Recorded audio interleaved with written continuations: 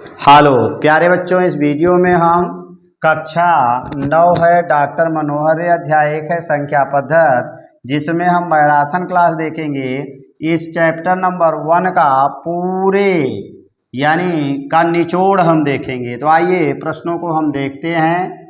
पहला प्रश्न क्या दे दिया है कि निम्नलिखित पूर्णांकों के योगात्मक प्रतिलोम लिखिए। जिसमें -7 है तो -7 का योगात्मक प्रतिलोम जो होगा वह +7 हो जाएगा। 0 का योगात्मक प्रतिलोम 0 ही होगा और 1 का -1 होगा, और यहाँ माइनस है तो इसका चिन्ह बदल देंगे तो +a+b, और यही हमारा योगात्मक प्रतिलोम होगा। नंबर 2 दिया है कि 0.6 के ऊपर बार है, दशमलव भिन्न को परिमेय संख्या p/q के रूप में बदलिए। यहाँ आएंगे हम हल में क्या करेंगे, मानेंगे कि x बराबर है हमारा 0.6 बार है, अर्थात 0.666 ... ये मिलेगा। अब यहाँ पर एक अंक की पुनरावृत्ति हो रही है तो 10 से गुणा करेंगे दोनों तरफ, तो ये दशमलव हमारा खिसक के यहाँ चला जाएगा, 6.666 ... ये मिल जाएगा। इसको 1 बनाएंगे और इसको 2 बना लेंगे। अब समीकरण नंबर x रहेगा, समीकरण नंबर ऊपर 1 को इसमें हम लिख करके सब्ट्रैक्ट कर देंगे। ये हमारा समीकरण था 0.666 ... ये समीकरण नंबर 1 था। इसमें से इसको हम घटाएंगे तो हमारा यहाँ बचेगा 9x, और यहाँ आ जाएंगे 0.6 हो जाएगा। 9 से भाग दे देंगे तो x बराबर 6/9 होगा।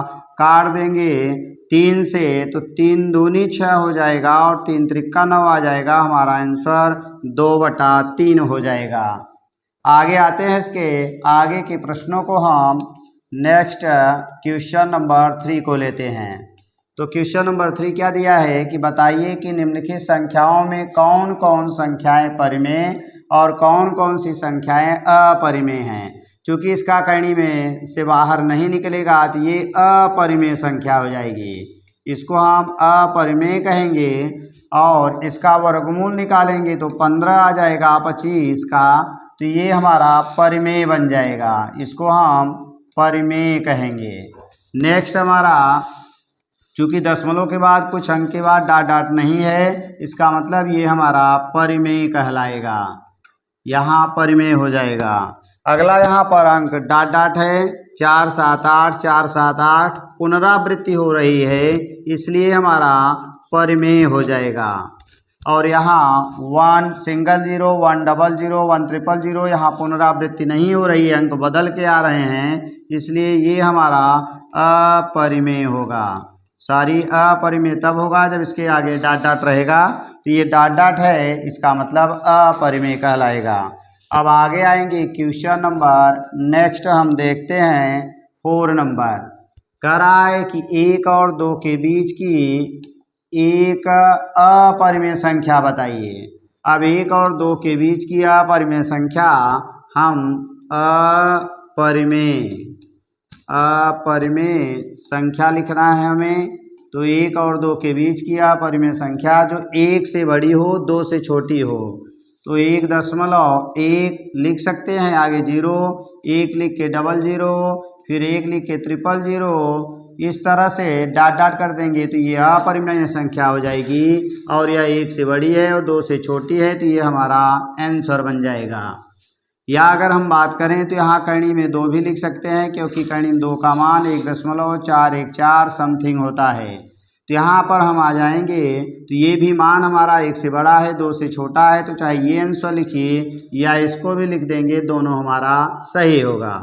क्वेश्चन नंबर 5 क्या दे दिया है, 1/3 और 1/2 के बीच की 3 परिमेय संख्याएं लिखिए। तो यहाँ हल में आएंगे तो हल में हमें क्या मिल जाएगा, एक संख्या हमारी 1/3 है, दूसरी 1/2 है। पहले हम दोनों का एलसीएम ले लेंगे, 6 आ जाएगा, 3 दूनी 6 2 हो जाएगा, 2 तिहाई 6 यहाँ 3 हो जाएगा। अब हमें 3 परिमेय संख्या कह रहा था, चूंकि हमने हर बराबर कर लिया तो 3 + 1 यानी 4 से ऊपर नीचे गुणा करेंगे तो 4 दूनी 8 और 4 छंग 24 हो जाएगा। 4 तिहाई 12 होगा और 4 छंग 24 हो जाएगा, माने 4 का ऊपर नीचे हम गुणा कर देंगे। अब 8 से बड़ी और 12 से छोटी तो 9 बटा नीचे का हर रहेगा 24, अगला 10 बटा 24, 11 बटा 24, ये हमारी परिमेय संख्याएं हो जाएंगी। चूँकि ये कटेंगी तो काट देंगे, 3 से काटेंगे 3 एक्का 3, 3 त्रिक्का 9, 3 अठे 24, और यहाँ 2 से काट देंगे, 2 बचे 10, 2 से काटेंगे 12 आएगा। यहाँ 11 बटा 24 नहीं कटेगा तो ये हमारा आंसर बन जाएगा, जो हमें 1/3 और 1/2 के बीच की 3 अपरिमेय संख्याएं हो जाएंगी। नेक्स्ट क्वेश्चन को हम लेते हैं, क्वेश्चन नंबर 6 है। क्या कह रहा है 6 में कि यदि कर्ण में दो एक अपरिमेय रहेगा, यहाँ अपरिमेय संख्या कर्ण में दो एक परिमेय संख्या नहीं है तो सिद्ध कीजिए कि 2 प्लस कर्ण में 2 1 कह रहा है कि अपरिमेय संख्या है, यहाँ रहेगा अपरिमेय संख्या है, मिसप्रिंट है ये, यही आपको सिद्ध करना है। तो हम क्या करेंगे, इसको मानेंगे कि यह एक परिमेय संख्या है। तो हम आ जाएंगे हल में क्या लिखेंगे कि माना हमारा बन जाएगा 2 प्लस कर्ण में 2 एक परिमेय संख्या है,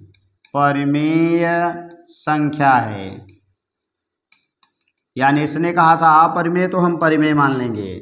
इसका मतलब हो जाएगा कि 2 प्लस कर्ण में 2 बराबर हम लिखेंगे P/Q, जहाँ हमारा PQ जो होगा सह अभाज्य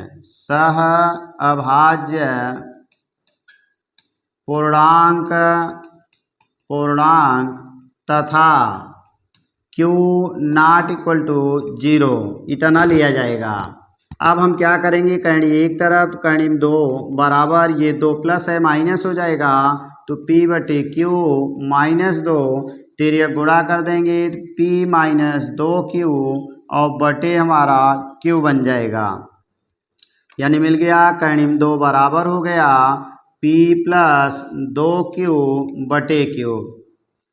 अब यहाँ पर चूँकि देखेंगे यह एक परिमेय संख्या है और ये एक अपरिमेय संख्या है, तो हम लिखेंगे कि P + 2Q/Q एक परिमेय संख्या तथा कर्ण 2 एक अपरिमेय संख्या है और परिमेय अपरिमेय के बराबर नहीं होता है, इसलिए विरोधाभास के कारण यानी 2 प्लस कर्ण में 2 एक अपरिमेय संख्या होगी।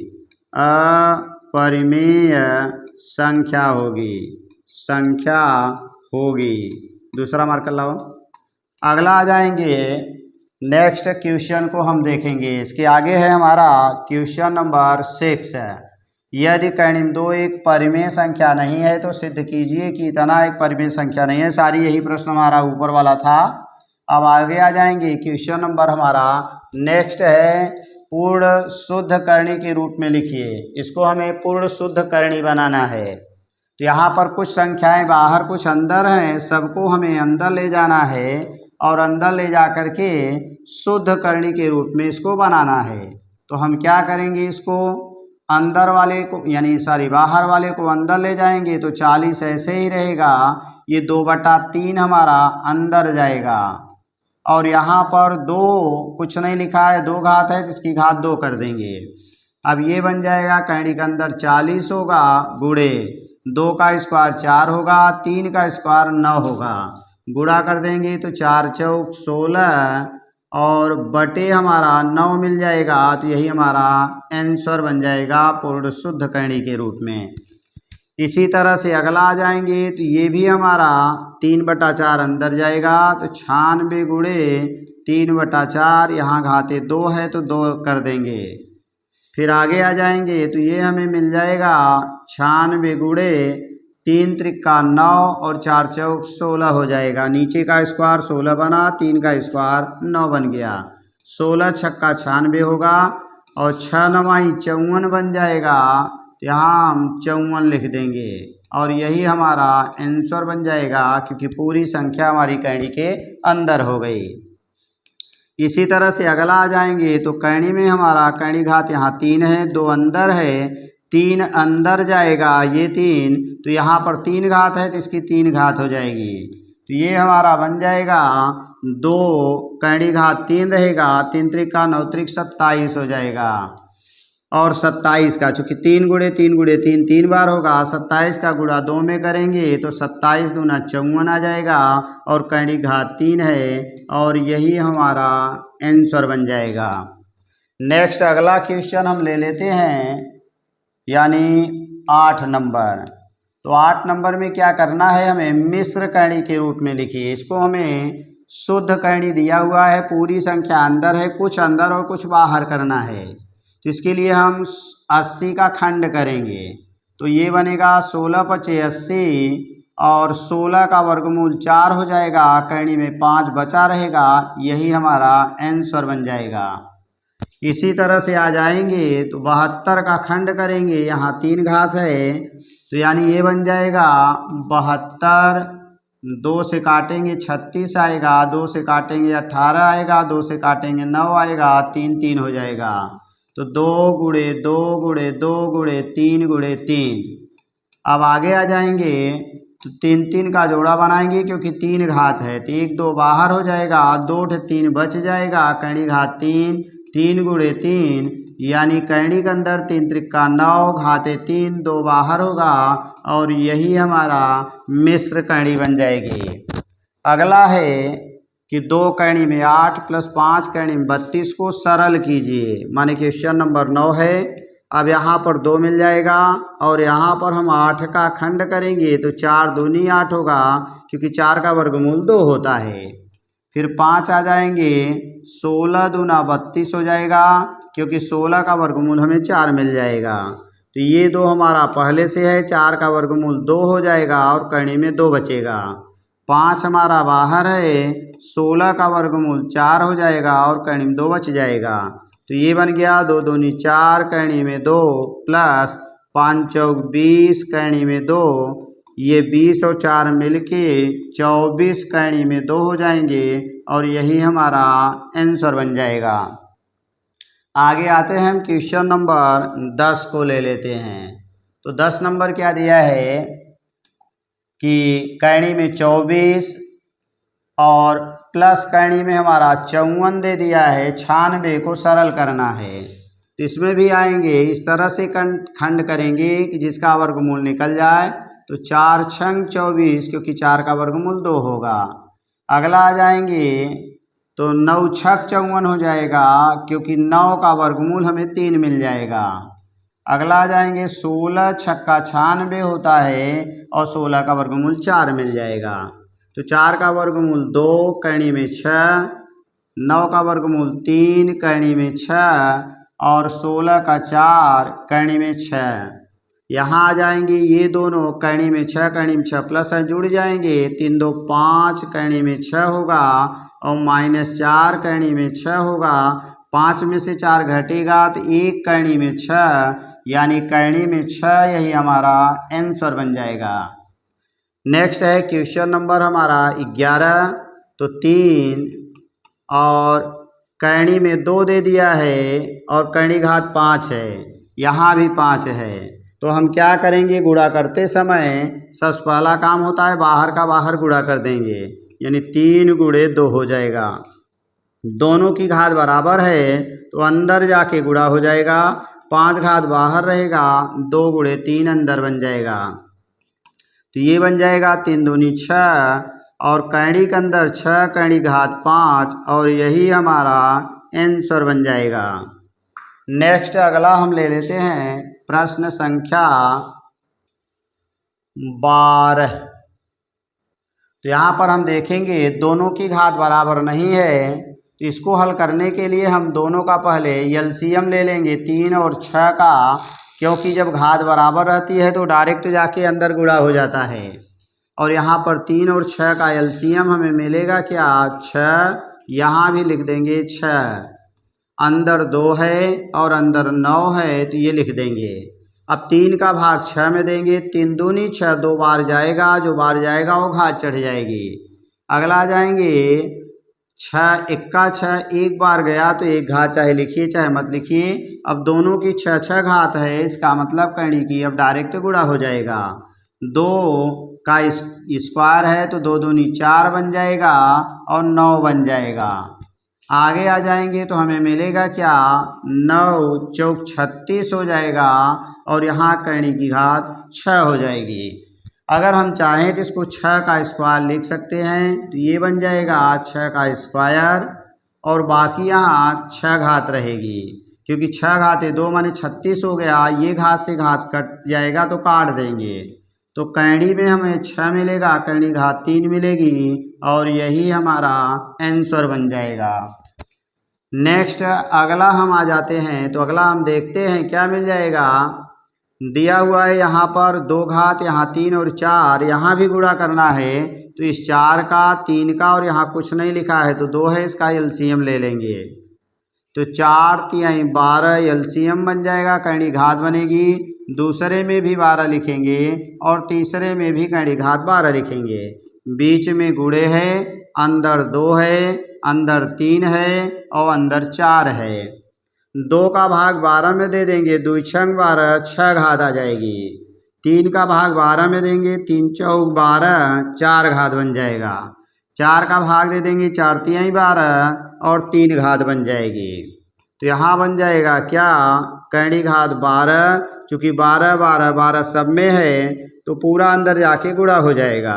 तो यहाँ बनेगा 2 घाते 6, यहाँ बन जाएगा 3 घाते 4 और यहाँ बन जाएगा 4 घाते 3।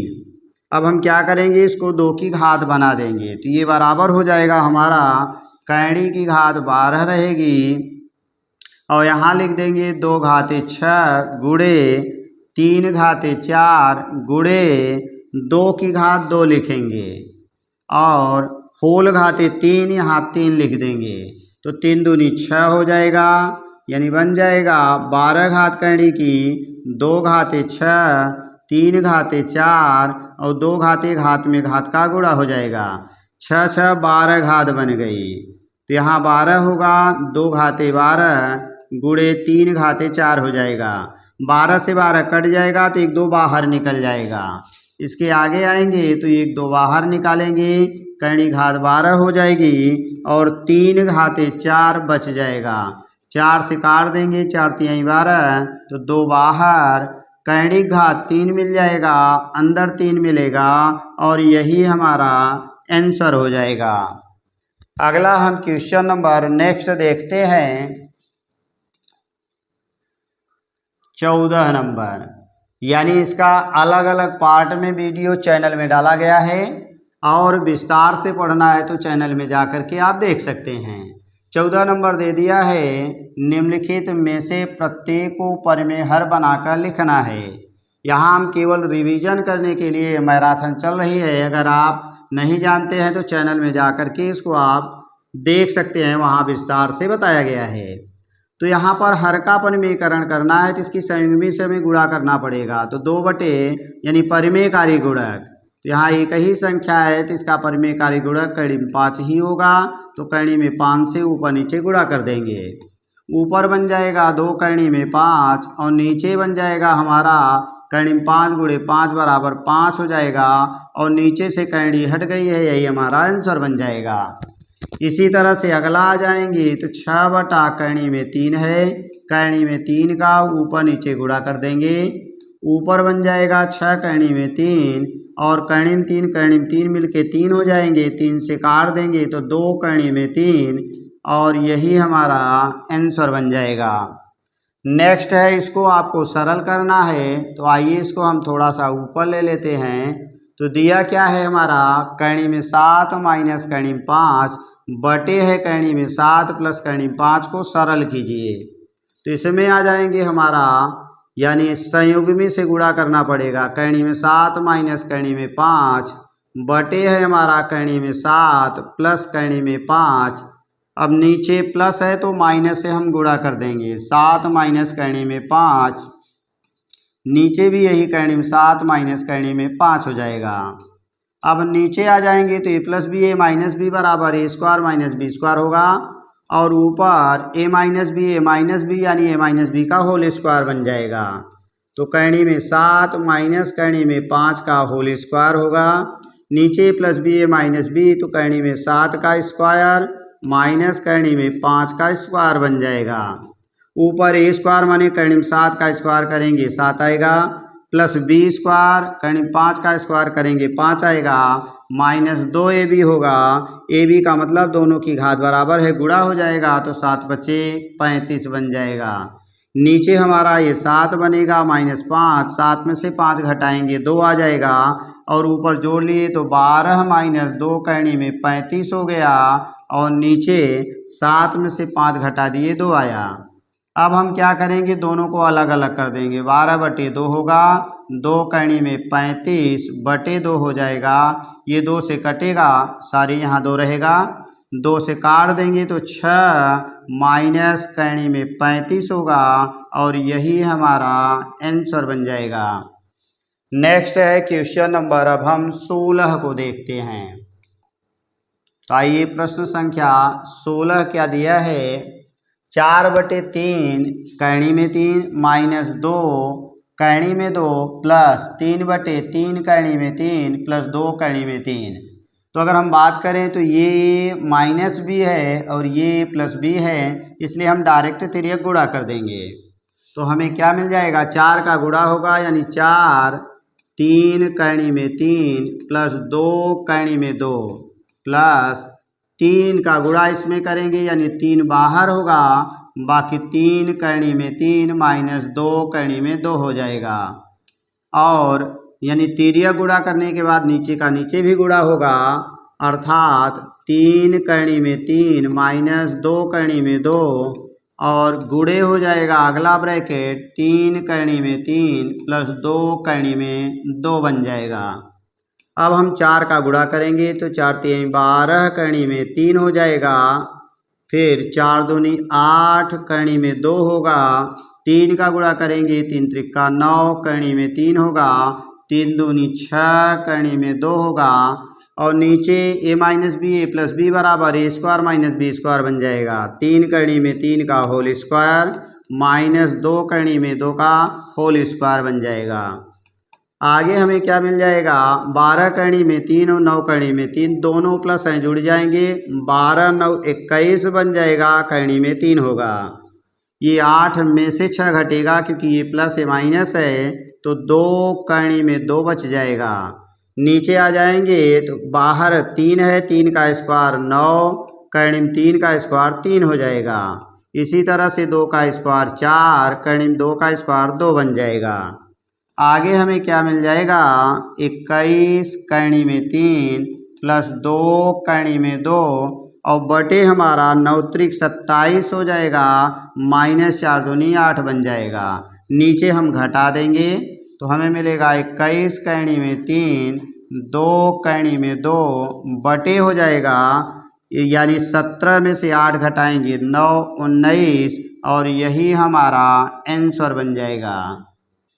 तो थैंक्स फॉर वाचिंग। इस तरह की वीडियो को देखने के लिए चैनल को सब्सक्राइब करें, वीडियो को लाइक करें, या आपको यदि इसका अलग अलग पार्ट चाहिए तो चैनल में जा कर के वहाँ देख सकते हैं। Thanks for watching.